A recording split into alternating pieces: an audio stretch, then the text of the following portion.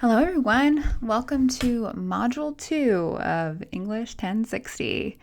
I'm really hoping everyone has already gotten started on seeing some of our content for these next 2 weeks. And thank you for your patience with me in getting out a lecture video to you, mainly because at this point, we're really starting to work on our individual research and interests. So it's always been a challenge for me pedagogically to figure out what I can offer to you as a group through a lecture video like this, because we're all at different places and we're looking at vastly different countries and different social issues. But I do know that at this point, we all have the goal of writing the research proposal. So I'm going to hit on that today, as well as kind of going over some of the main points from the first chapter in The Curious Researcher that I really want to make sure you pay attention to, just to serve you best as you move forward, okay? So, here we go. I have now, this is what I sent to you in a message already, talking to you about the particular order in which you should do content for this particular module. It's trading it around just a little bit. I'm asking you, like normal, to read that chapter, the first chapter, and to read it well. As I think I've said before, like, I love this textbook. Like, if one can love a textbook, I have love for this textbook, right? So I really do think it's going to prepare you well to think about your research and the proposal that you're going to write to set you up well to enjoy the process, okay? So read that chapter well. Spend time with it. It's worth it, I promise you. I hate giving just like empty, silly readings, so I really want you to buckle down with that. Take that reading quiz. It's simple like always, but make sure you've done the reading first before you tackle that. After that, instead of watching this lecture immediately, unless you're just now really wanting to see it before you hit discussion, I want you to go ahead and start that discussion board, because there's a reading associated with it. At the end of the first chapter in The Curious Researcher, Ballinger starts sharing with us how to read academic articles. And that's the challenge right now in Composition 2, is how much do we talk about reading academic articles before we've gotten into how to actually find them. So we are getting a taste of what it's like to read academic research before you are instructed how to find it, which is what will happen in our next module. But right now, I just want you to kind of get your feet wet in understanding the conventions of that particular genre. So you can see it, you can work with it, and practice the kind of critical and academic reading together in this discussion board, so that you get used to it and you can do it on your own. So just putting that out there to you as practice. It is worth your time. It's going to feel a little tangential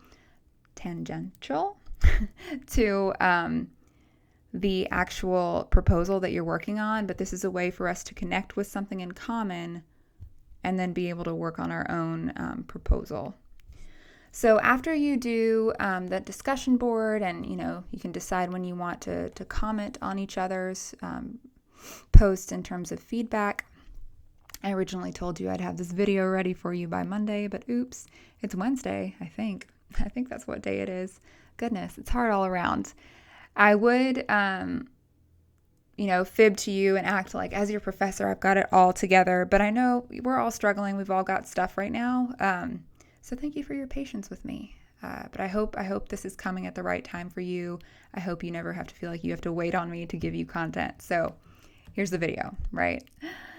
So here is this. So with the rest of this video, I want to make sure to walk very slowly through what I'm looking for out of your research proposal, even though I've got it all written down. Some of us kind of do a little better hearing it and hearing it explained. So I want to make sure I'm filling in any gaps that might feel like they're there, and just hit those high points for you.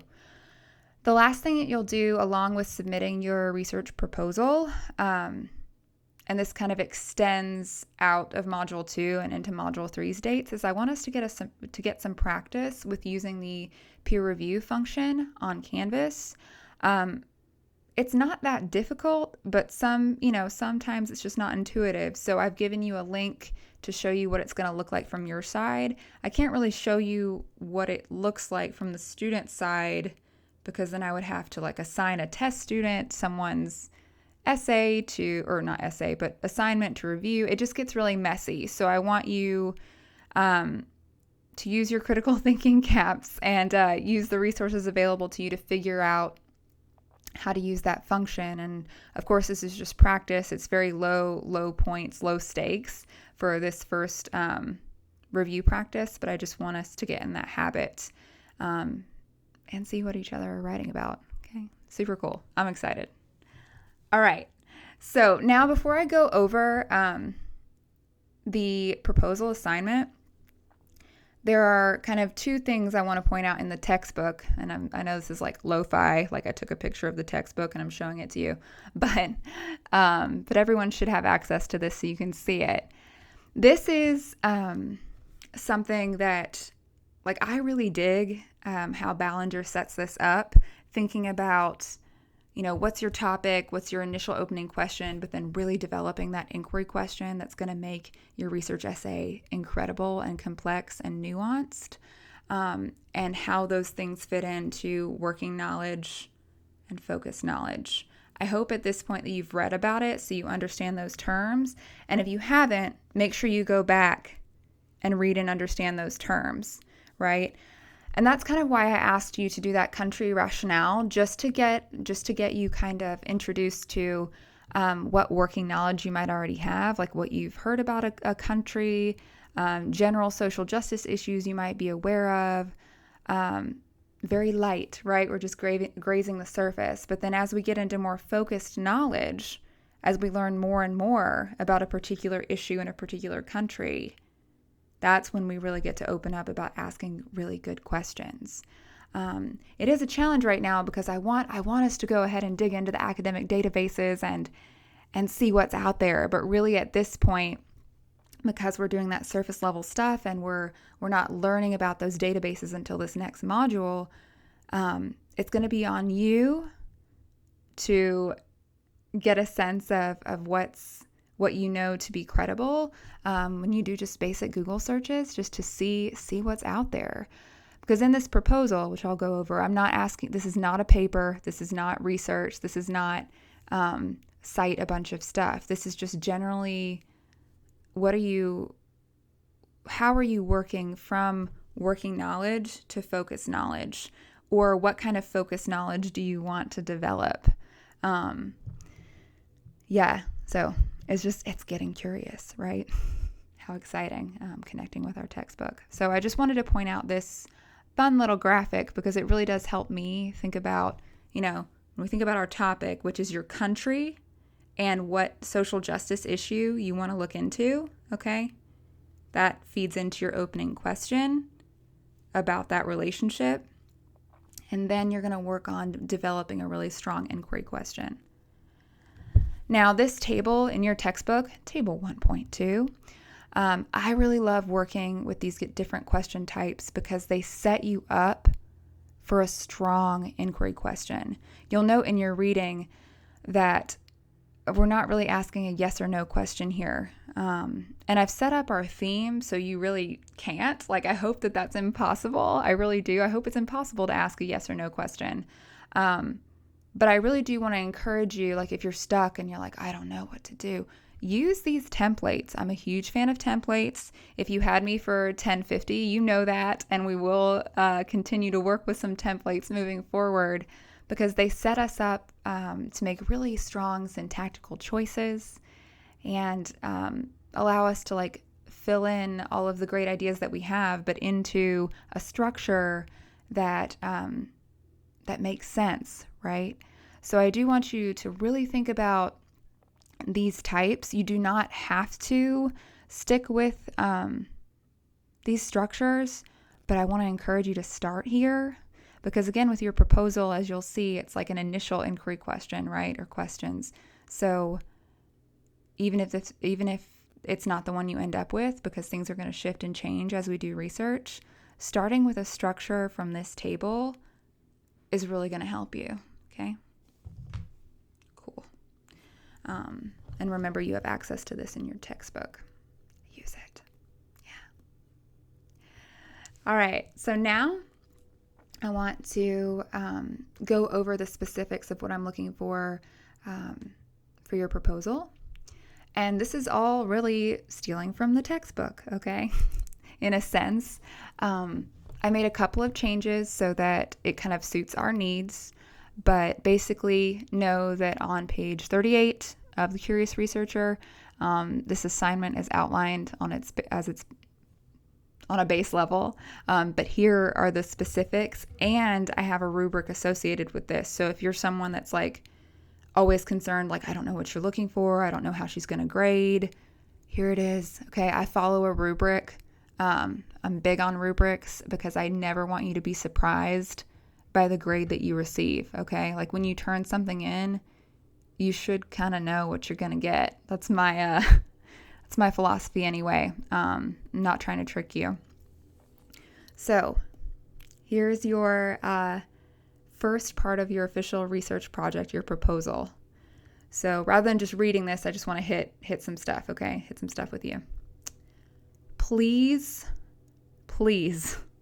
know that this is not your research essay. I can't tell you how many students in the past I've had that think this is the actual essay and end up turning in like a 10-page poorly written like research report, right? This is not your essay. This is a guide for you and for me and maybe some of your peers too, to prove what you're planning to research, because technically you haven't even learned the skills to do academic research yet, at least according to the university, right? So just know this is not your essay. This is 2 to 3 double-spaced MLA formatted pages of a proposal. If you'll note here, I've said that, okay? The only requirements are that your inquiry question, what you're planning on writing about, has to do with the country that you've been approved, because I've gone through and approved countries or made suggestions if you needed to change it. So your approved country, and then something to do with a global social justice issue in that country, okay? It has to be related to that. But other than that, you can be free in a sense, okay?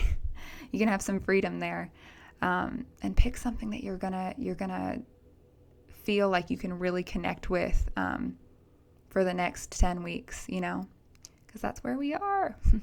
But that's here. I'm looking for 4 distinct elements. Those elements are listed in the textbook with explanation, so I didn't type it all out here. So make sure that you reference pages 35 to 38 in your textbook to fully understand. If you're like, I don't know what she's talking about, use the textbook. I like to work with Ballinger, not against him, okay? I want at least one beautiful drafted inquiry question, something you've really thought about that is not a yes or no answered question, okay? It needs to be something complex and nuanced. I need to see what purpose you're intending. You've read about whether you're going to explore or argue, okay? You have to pick one. It can't be both. You have to pick one, and make sure that you fill out explanation around that according to the questions that are in the textbook associated with that in that figure or exercise 1.5 on page 38. I want to see a thought narrative. Ballinger calls it a thought narrative, but really it's like, what's your relationship to this material? Why are you interested in it? Like, I always want to check in and know that you have some kind of connection or interest.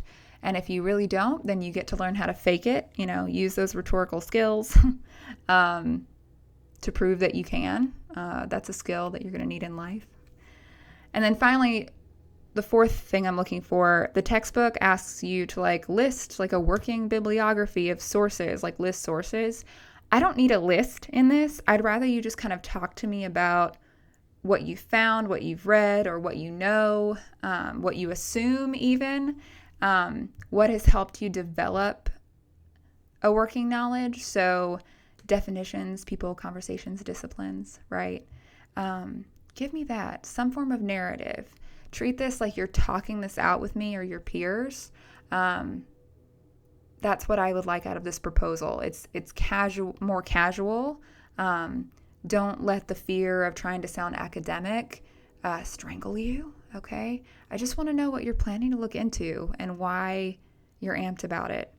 In terms of organizing this, just give me paragraph form. This is not a 5-paragraph essay, so don't even do the whole, don't try to do an introduction where it's going to read since the beginning of time, there have been problems. One problem is this global social justice issue. Skip that, okay? Skip it. Just go right into, here's the problem that's in the country that I'm looking into. Here's the question I have about it, I know that's easier said than done. It's, I say that so casually, like it's going to be easy, but I really do want you to work out of those classic introductory moves that are really, really boring and overdone and totally memeable. I've said here at the end, other things to consider. If you're bored writing your own proposal, change it. Okay, figure out something that you can find a connection to. Because if you're bored, I'm going to be bored. And it's not at least for me as a professor, I'm not sitting here super excited to read everything that's ever turned in. I'm excited to read it if you're excited to write it. And so I try to set this up in a way that we'll both be happy and not super, super, hateful of the work that we're doing together. Okay, also format requirements, MLA format. All right, that's what we're doing. That's what I'm comfortable with teaching and helping you with.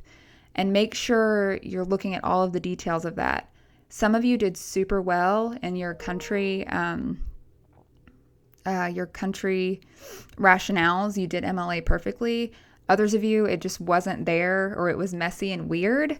So make sure you can look up MLA format essays on Purdue OWL, or you can use your magic textbook and look in that appendix that shows you exactly how to set the structure up. That's what we need to be practicing, and it needs to be congruent because it's just a very specific way to communicate information, and that's what we're going to do. Okay, so make sure you do that, because I don't want you to lose points for something silly like that, because you'll see here's the rubric of those 4 pieces, and then your MLA formatting. You get major points just for setting it up the right way, but you'll also lose major points if you don't. So make sure you really think about that. And if you have questions about it, let me know. I also, my service learning teaching assistant, she has made us a really great little checklist, so I'll make sure that gets out to you all, because we really need to practice that. Okay, easy points to earn, easy points to lose. So that's your research project proposal. This is all on you. I want to see what you're interested in, okay? And then I have put here, just in a separate assignment for a workshop practice, to show you that once everyone has turned this in, you'll be assigned partners automatically. At the due date. So if you miss this due date, you won't get partners and you can't do this assignment. So please turn this in on time.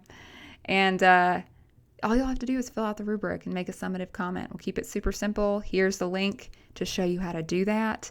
But you won't have access to that until the due date has passed for the proposal. Okay, so don't go looking for it now, because no one's turned anything in yet. Okay, so you'll get those assigned to you automatically at the due date of those proposals. And again, low stakes assignment. You see, it's just 5 points, right? But I really want you to practice, and then you'll be able to see what other people are writing. You'll get to pretend to be me in your grading. It also helps me to kind of make sure if I'm grading fairly, if I get to see how you all do it. So be brutally honest. It'll be good and worth it. Okay, I think that's all I had to share with you for this lecture, which is really just kind of going over some of this content. But yeah, so that's what I'm looking for. This time, once we have our proposal and I, get back to you with that, I'm super excited even for this next module so we can actually get into academic research. You can see the magic of everything we can learn out there, and you can dork out with me a little bit. Okay? Well, thank you. Good luck. And again, if you have any questions at all, shoot them my way. Hoping we can all feel like we're getting into a rhythm now. Thanks. I'll talk to y'all later.